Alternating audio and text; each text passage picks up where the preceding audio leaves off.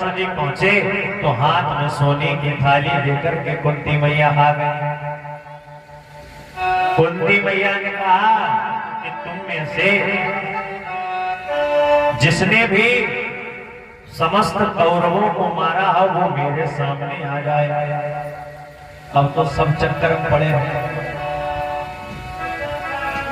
युधिष्ठिर ने अनेकानेक प्रकार के सेनापति मारे।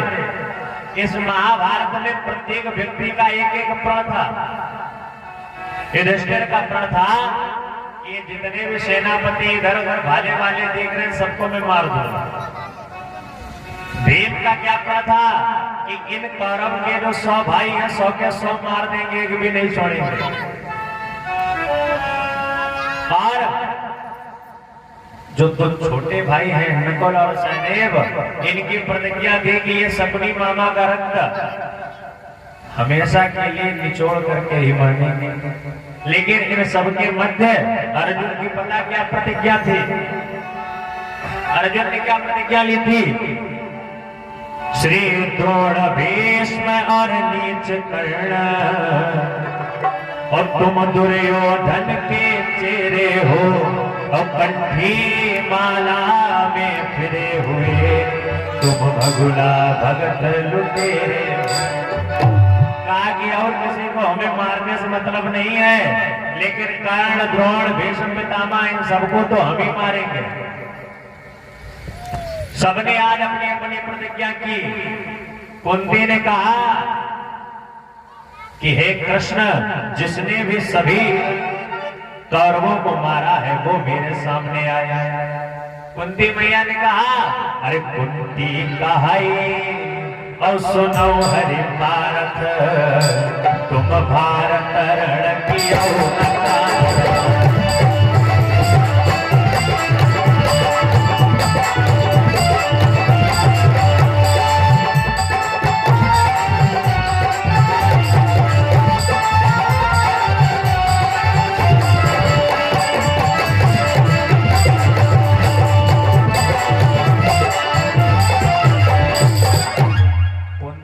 जिसने भाई 100 को मारा है वो आगे आए।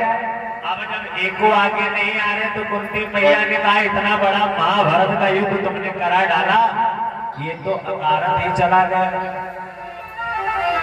अरे तुम में से जब किसी ने भी दुर्योधन को नहीं मारा तो हमारे सामने क्यों आ गए? क्योंकि भीम जानते हैं कि हमने 99 मार दिए, अभी 100वां भाई नहीं मरा है।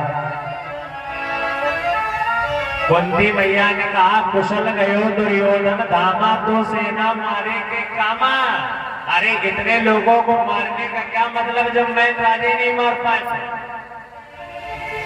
अब तो पांचों पांडव और भगवान श्री कृष्ण हताश निराश होकर के उस कक्ष से बाहर आ गए। कुंती मैया ने कहा जाओ और जाकर के उस नीच दुर्योधन को ढूंढ करके लाए। इधर चारों तरफ सब घूम रहे हैं, देख रहे हैं कि कहां पर आखिर हमें दुर्योधन मिलेगा। इसी के मध्य पता क्या हुआ?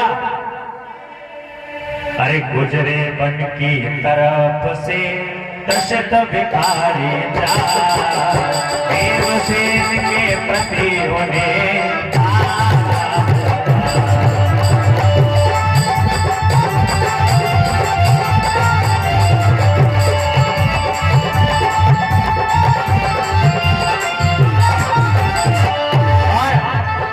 काल उन्होंने जान लिया, रण से भागा है दुर्योधन। तत्काल उन्होंने जान लिया और रण से भागा है दुर्योधन। श्री भीम कोट में है जिसकी वह भागा है यहाँ दुर्योधन।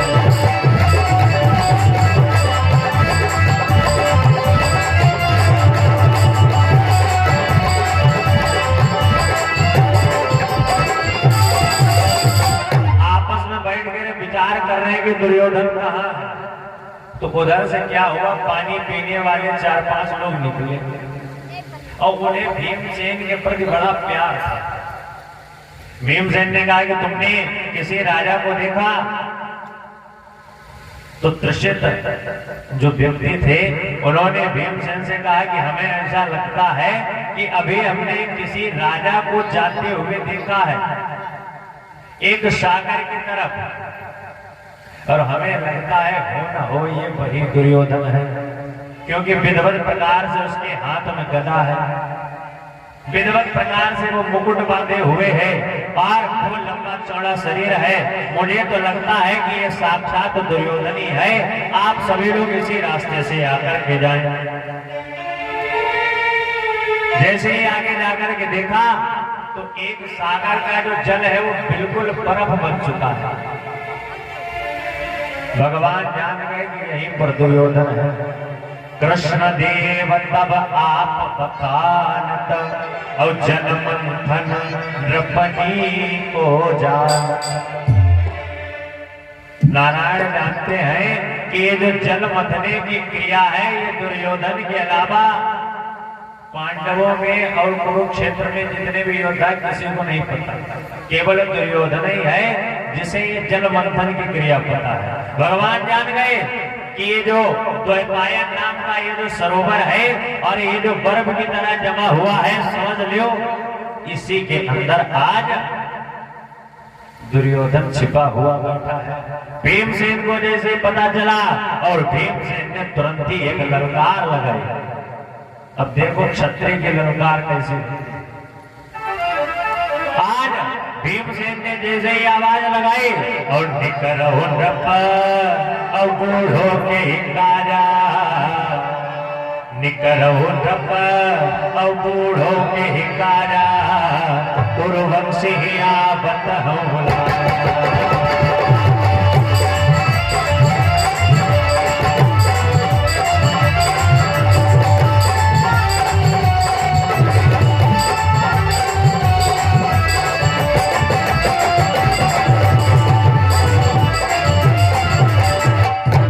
भीमसेन ने जैसे ललकार लगाई, कहा कि ये जो जल मंथन की क्रिया थी ये तुम्हें उस समय कर लेनी चाहिए थी जब 100 का 100 चुनता था। अरे अपने 99 भाइयों को मरवा करके तुम्हें समुद्र के अंदर मंथन में आकर के आ गए। अरे जब तुम्हें मंथन ही करना था, जब बर्फ ही बनाना था, अपने आप को छिपाना था तो पहले ये कार्य कर लिया होता। बेकार में 99 तुम्हारे जो भाई थे वो क्यों मारे जाते?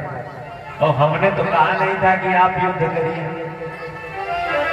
पांडवों ने कभी नहीं चाहा कि युद्ध हो।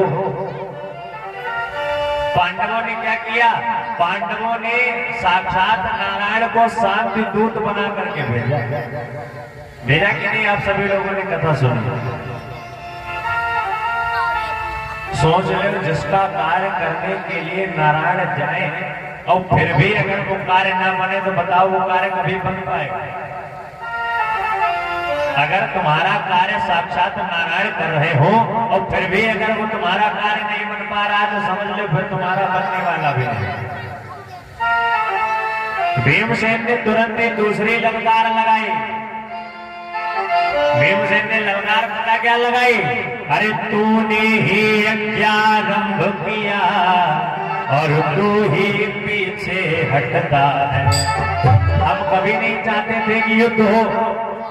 तूने ही यज्ञारंभ किया, अब तू ही पीछे हटता है। बढ़ चुकी सहस्रों आहुतियां, आहुति से क्यों करता है?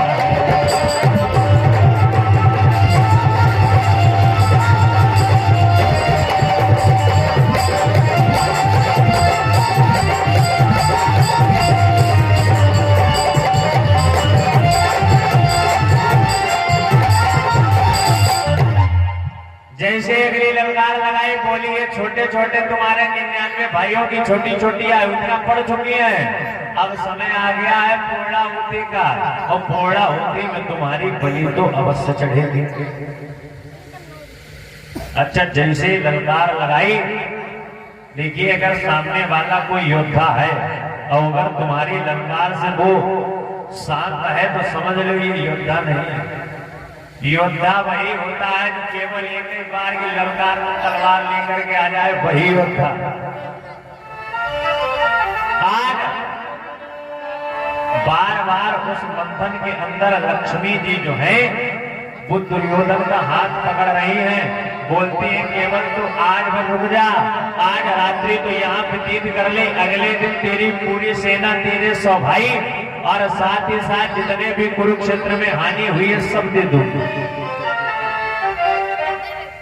एक एक बात लक्ष्मी जी समझाती हैं, कहती है तेरे कंधों पर मेरा निवास है, तुम्हारे जैसा लक्षणवान पुरुष इस दुनिया में दूसरा नहीं है। कंधों पर कौन विराजमान है? लक्ष्मी जी।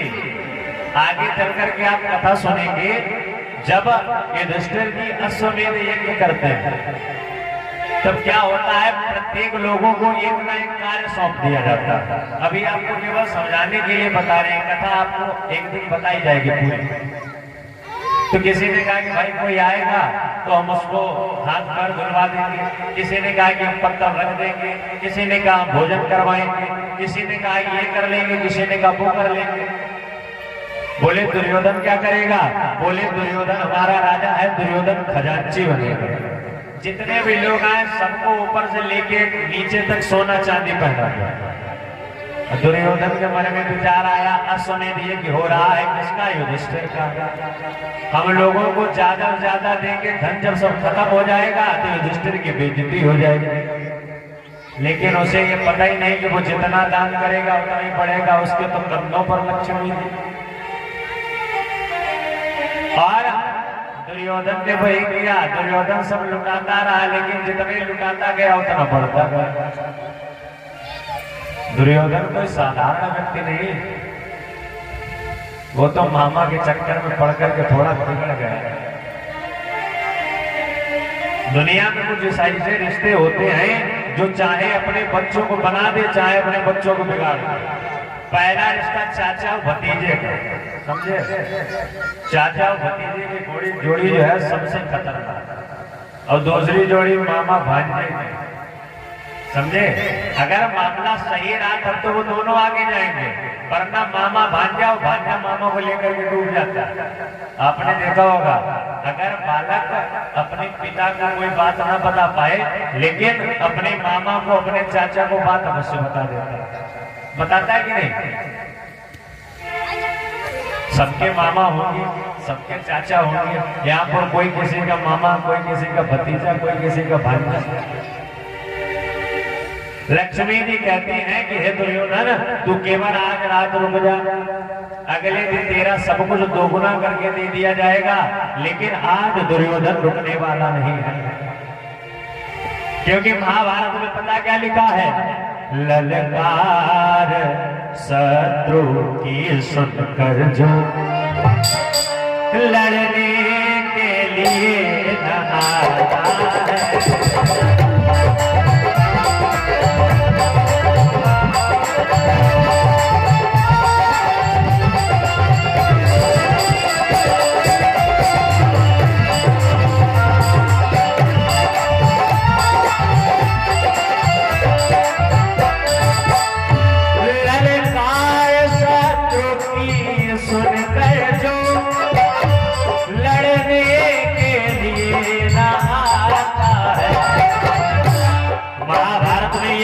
बता दी गई, चाहे कितना भी योद्धा हो, कितना भी बड़ा योद्धा हो, लेकिन अगर तुम्हारे दरवाजे के सामने कोई खड़ा है, आओ युद्ध करो, और उस समय तुम युद्ध नहीं कर पा रहे तो तुम पता क्या कहा जाएगा? चाहे कितना भी योद्धा हो, पर कायर वह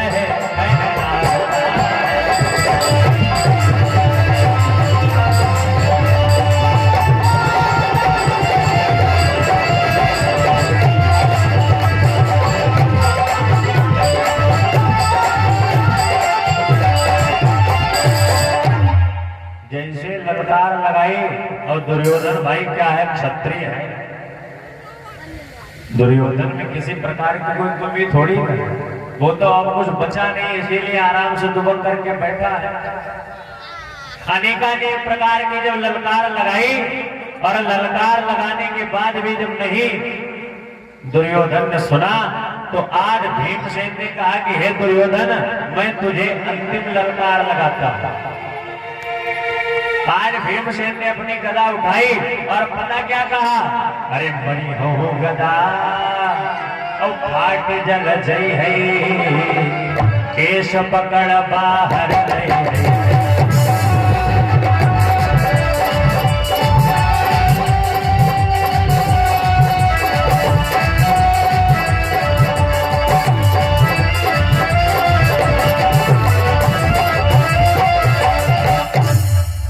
भीम ने कहा ये हमारी आखिरी ललकार है, अगर तू इस जल के मंथन को तोड़ करके ऊपर नहीं आता तो एक एक गदा से ये अभी सब बर्फ चकनाचूर हो जाएगी, सब पानी पानी हो जाएगा और तुम्हारे केसों को पकड़ करके मैं बाहर लाऊंगा, तब ये न कहना दुर्योधन तुम्हारे साथ बदसलूकी हो रही है। भीमसेन ने ललकार लगाई क्योंकि भीमसेन बड़ा क्रोधित है। वहां बेचारे गए थे आरती करवाने के लिए, माता जी ने कहा जो 100 मार के आया हो वो आगे आ जाए। अच्छा तुम्हारा अगर आपकी परीक्षा हो और परीक्षा में तुम्हारे 10% नंबर आए कोई दिक्कत नहीं, लेकिन जब 99.5 आ जाए तब बड़ा दिक्कत होती है, 2-4 पॉइंट और बढ़ जाते तो कितना गजब हो जाता होता है कि नहीं। अगर 2-4% है तब तो तुम फैले हो तो क्या करोगे जिंदगी, लेकिन अगर ज्यादा नंबर है उसमें भी 2-4 पॉइंट कम है तो आदमी को लगता है 2-4 पॉइंट और बढ़ जाते हैं। उनसे पूछो बेचारे जो तैयारियां करते हैं तो सुबह सुबह दौड़ लगा रहे हैं, 1-2 पॉइंट से रह जाते हैं, उनसे पूछो क्या दिक्कत है। वही दिक्कत आज भीम को, भीम ने 100 की गिनती में 99 को पूरा किया है लेकिन एक को नहीं मार पाए, बड़ा दुख है। भीमसेन ने ललकार लगाई, अरे 2 लाख छिपे पर्दे में भी पर तुझको काल न छोड़ेगा, आकाश पताल रसातल में कुत्ती का लाल न छोड़ेगा।